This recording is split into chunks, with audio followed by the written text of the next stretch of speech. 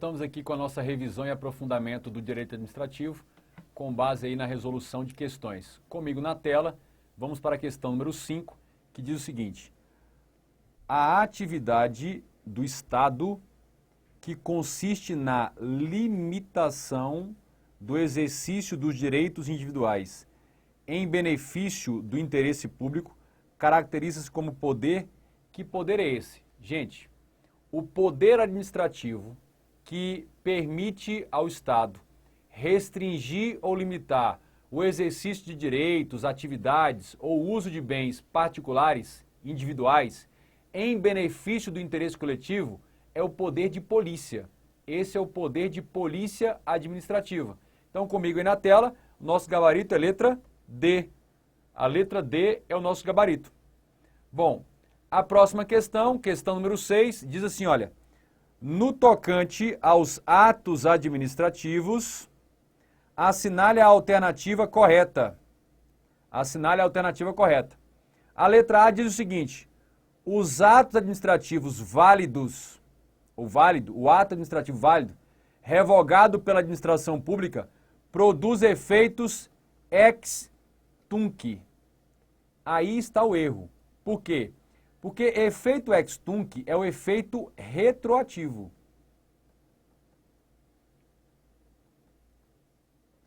E isso está errado. Por quê? Porque a revogação produz efeito ex nunc, ou seja, não retroage. Então a letra A está falsa, não pode ser a letra A. Beleza. Vamos agora para a letra B. A letra B diz: o ato administrativo com vício, vício, gente, é uma ilegalidade. Uma desconformidade com a lei.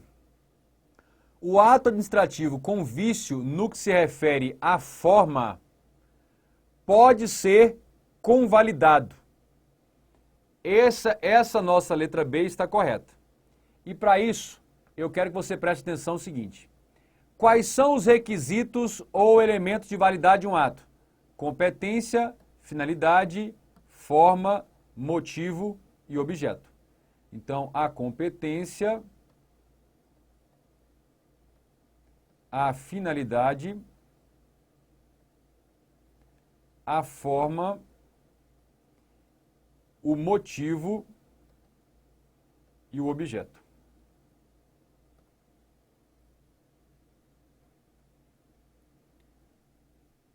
Os alunos que estão acostumados aí a me ver aula presencial, que eu escrevo sempre com a letra aí de forma, por exemplo, requisitos, né?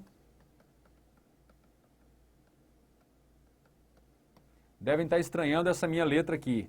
Não fiquem enciumados. Essa aqui é a minha letra característica para escrever cartas de amor.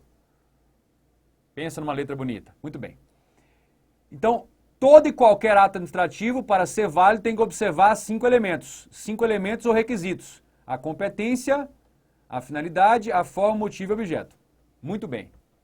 Se o ato for praticado com um vício, uma desconformidade no tocante à competência e à forma, vício nesses 2 elementos, você vai colocar aí, admitem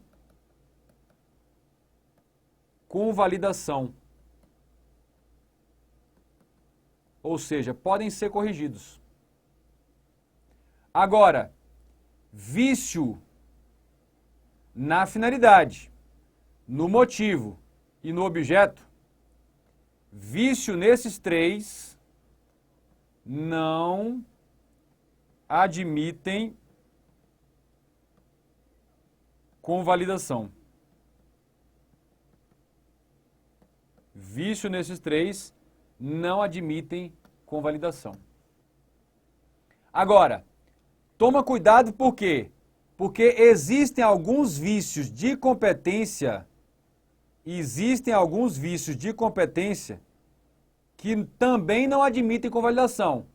Vício de competência exclusiva, é aquela competência que a lei proíbe a delegação, e vício de competência quanto à matéria. ou material. Vício nessas duas competências também não admitem convalidação. Então, não é qualquer vício na competência que admite convalidação, que pode ser corrigido. Bacana? Agora, existem alguns vícios de forma que também não podem ser convalidados, que não dá para convalidar. Que vícios são esses? Primeiro, se a lei determinar que a forma é essencial à validade do ato. Quando a lei expressamente determina que a forma seja essencial à validade do ato, havendo um vício nessa forma, não dá para convalidar. Agora, quando acontece o seguinte, se o vício de forma fizer com que o ato não alcance a finalidade. Se em razão do vício de forma o ato não alcançar a finalidade a que se destina, havendo um vício dessa maneira, não admite convalidação. E, então, quando o vício de forma, por último, terceira hipótese, quando o vício na forma causar prejuízo a terceiro ou a administração. Nesses três casos, o vício de forma também não admite convalidação. Então, isso é que você precisa relembrar aí a respeito da convalidação ou não dos vícios ou dos requisitos do ato. Muito bem. Então, voltando para a nossa questão, vício quanto à forma pode ser convalidado? Genericamente pode. Não é sempre, mas pode. Então, letra B está correta. Para confirmar a resposta, letra C. A anulação do ato administrativo praticado em desacordo com o ordenamento jurídico somente pode ser promovida pelo Poder Judiciário. Não, está errado. Pelo Poder Judiciário, sim, mas também pela administração. A própria administração, o próprio órgão ou entidade que praticou o ato, também pode anular o ato. Estamos falando de anulação. Então a letra C está falsa. Continuando aí, letra D, para confirmar a resposta. Ao Poder Judiciário não é permitida a revogação dos atos praticados pela administração pública no tocante aos próprios atos administrativos do Poder Judiciário. Olha, comigo aqui. Qual é a regra? O Poder Judiciário, em nenhuma hipótese, poderá revogar atos de outro poder. Judiciário, em nenhuma hipótese, poderá revogar ato de outro poder, ou seja, do Legislativo ou do Executivo. Mas o Judiciário pode revogar seus próprios atos administrativos por questão de conveniência e oportunidade. Aqui ele está dizendo que não. Então a letra C fica falsa. Olha. A letra C fica falsa aí. Continuando na tela, a letra E. A letra D fica falsa, aliás. E a letra E agora. Os atos administrativos que produzem direitos adquiridos podem ser revogados. Não podem. Isso aqui está falso. E aí eu quero que você saiba o seguinte, comigo na tela, a lista dos atos irrevogáveis.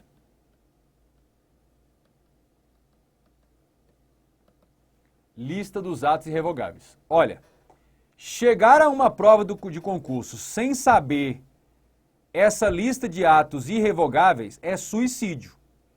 Então, primeiro, número 1, atos vinculados. Por favor, não diga que é correto anular um ato vinculado na prova. Nunca. 2, atos ilegais ou inválidos. Não dá para revogar atos ilegais ou inválidos. O que se pode fazer é anular. São coisas diferentes. 3. Atos que geram direito adquirido. Esses 3 primeiros são o top of mind, são os mais frequentes em prova de concurso, os mais frequentes atos que não admitem revogação. Mas não só são esses, continuando. 4. Atos exauridos ou consumados. Os atos que já esgotaram todos os seus efeitos e não há mais efeitos a serem produzidos. Eles também não podem ser revogados. 5. Atos enunciativos ou declaratórios. Esses atos também não podem ser revogados. 6. Atos de um procedimento em relação aos quais já tenha ocorrido a preclusão administrativa.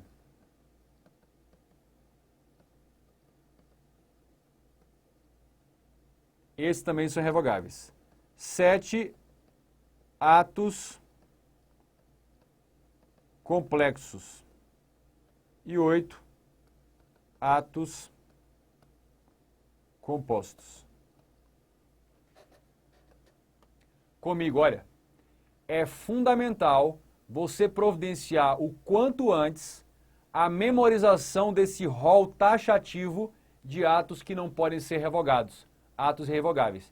A frequência com que se cobra isso em prova é muito grande em todas as bancas, então é fundamental você providenciar o quanto antes a memorização. Eu já digo logo, já adianto, em relação aos 3 primeiros, ir para uma prova é suicídio, sem saber que esses 3 primeiros são atos irrevogáveis. Muito bem.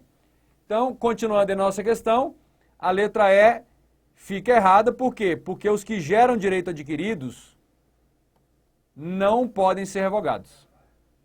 Muito bom. Próxima questão, agora a questão número 7.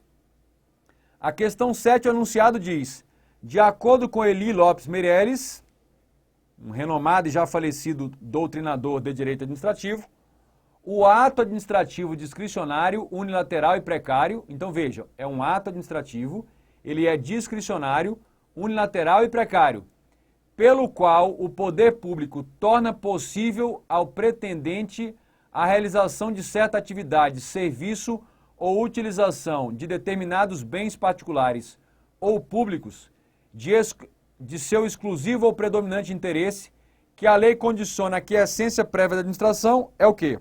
Olha, se nós estamos falando de ato,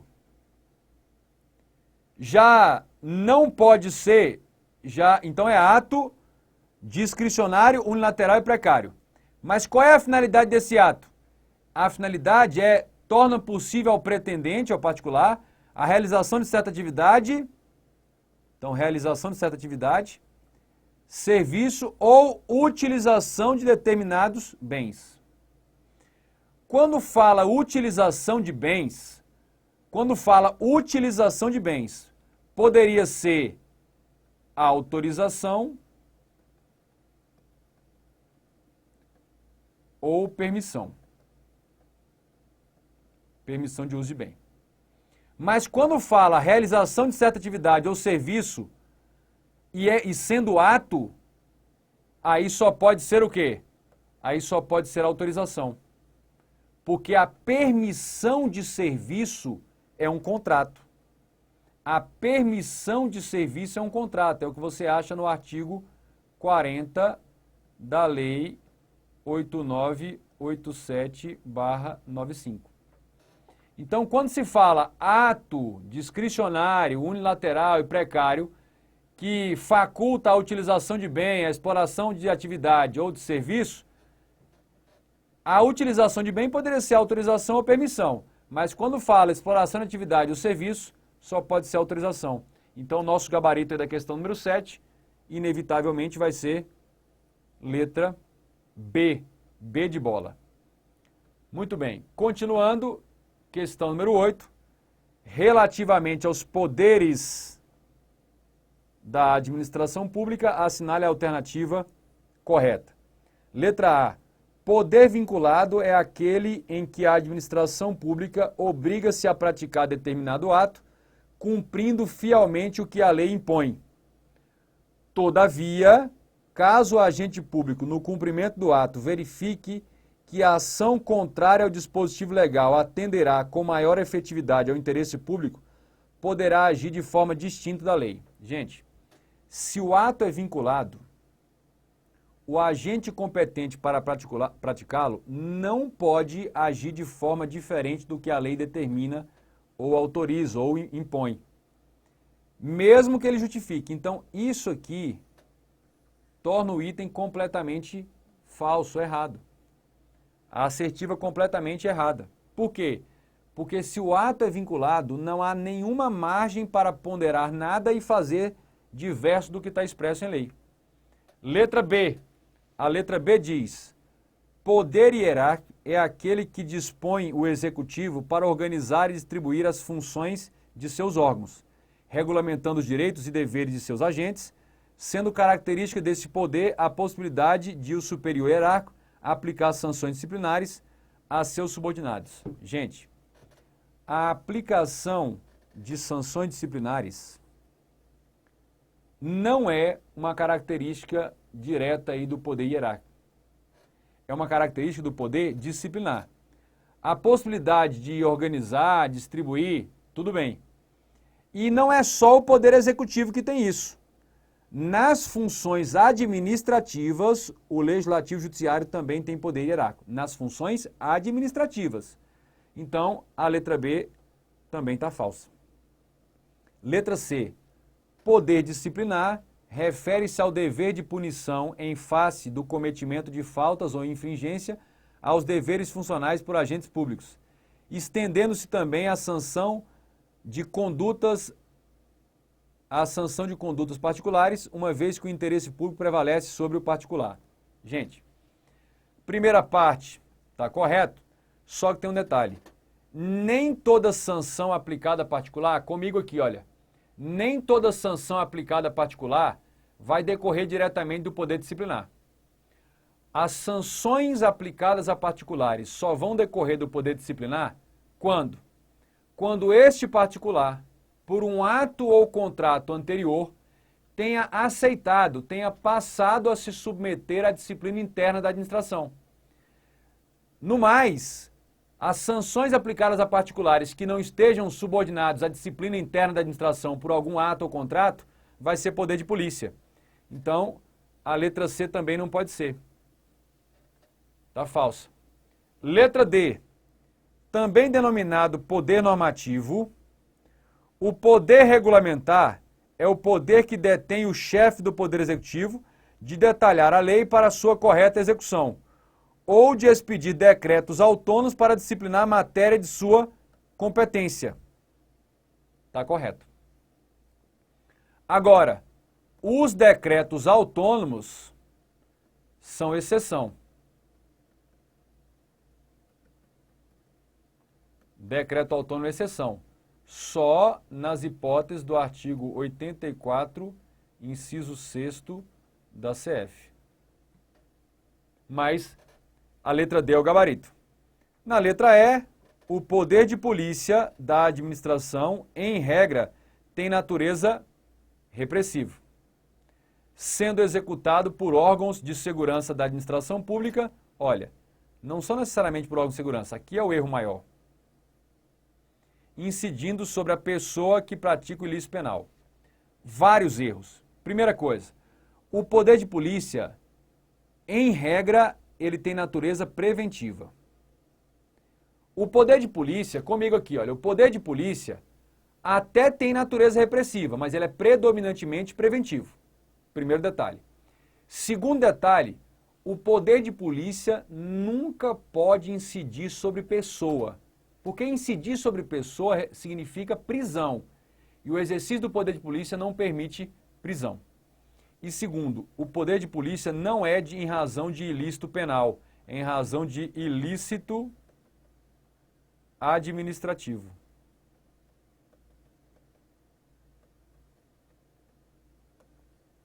É em razão de ilícito o quê? Administrativo. Muito bem. Então a letra E também fica falsa. Nosso gabarito realmente vai ser a letra D. Questão número 9 agora. O enunciado diz: as cláusulas exorbitantes são uma das principais características dos contratos da administração pública, conferindo prerrogativas que a colocam em situação de superioridade em relação ao particular contratado. Essas cláusulas previstas na Lei 8666/93 oferecem à administração a possibilidade de, só para lembrar aí, isso é o que você acha ali no artigo 58 da Lei 8666/93. Letra A. Então, as cláusulas exorbitantes possibilitam o quê? Letra A. Aplicar sanções administrativas ao contratado, independentemente de ação judicial, aqui está correto. E de defesa prévia? Não, é preciso ampla defesa e contraditório prévio. A aplicação de sanções, de penalidades ao contratado, independe realmente de ação judicial, mas exige ampla defesa e contraditório prévio. A respeito dessas sanções, você vai colocar aí o artigo 87 da Lei 8666/93. Então, letra A não está de acordo. Questão número 9, letra B. Modificar unilateral e ilimitadamente o contrato. Não, não é ilimitadamente, é limitadamente. Por quê? Porque a modificação só pode ser no tocante ao objeto. E ele só pode alterar as especificações iniciais e as quantidades. Até os limites previstos em lei. Até os limites aí previstos em lei. E aí você vai dar uma olhada no artigo, artigo 57 da lei. Então, letra B está falso também. Vamos para a letra C. As cláusulas exorbitantes possibilitam rescindir o contrato administrativo? Sim. Apenas de forma amigável judicial? Não. Tem uma terceira forma, que pode ser unilateral. Onde é que você vai achar isso? Artigo 79 da Lei 8666/93. Então, a letra C está falsa. A administração também pode rescindir unilateralmente o contrato. E letra D, declarar a nulidade do contrato administrativo, verificada a ilegalidade independentemente de pronunciamento judicial. Correto. A própria administração pode declarar nulidade independentemente de pronunciamento judicial. Então, esse é o nosso gabarito. Você vai encontrar isso aonde? Artigo 59 aí da Lei 8666/93. Para confirmar a resposta, letra E, alterar as cláusulas econômico-financeiras. A administração não tem a prerrogativa de unilateralmente alterar as cláusulas econômico-financeiras e monetárias do contrato. Para fazer isso, ela vai precisar da concordância. Então, você vai olhar aí depois o artigo 65, inciso 2º da Lei 8666/93. Letra E está falsa também. Letra E está falsa. Então, nosso gabarito aí ficou o quê? O gabarito ficou o selo letra D de dado para a questão número 9. Vamos avançar agora, questão número 10. Assinale a alternativa correta quanto à modalidade de licitação entre interessados devidamente cadastrados. Olha, é uma modalidade entre interessados devidamente cadastrados ou que atendam a todas as condições exigidas para o cadastramento até o terceiro dia anterior à data do recebimento das propostas.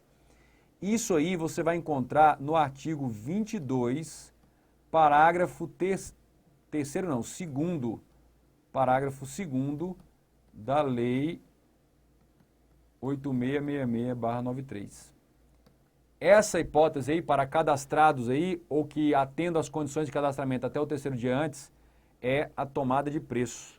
Letra C, tomada de preço. Muito bem? Bom, concluímos aqui mais esse bloco aí de revisão e aprofundamento do direito administrativo com base na resolução de questões.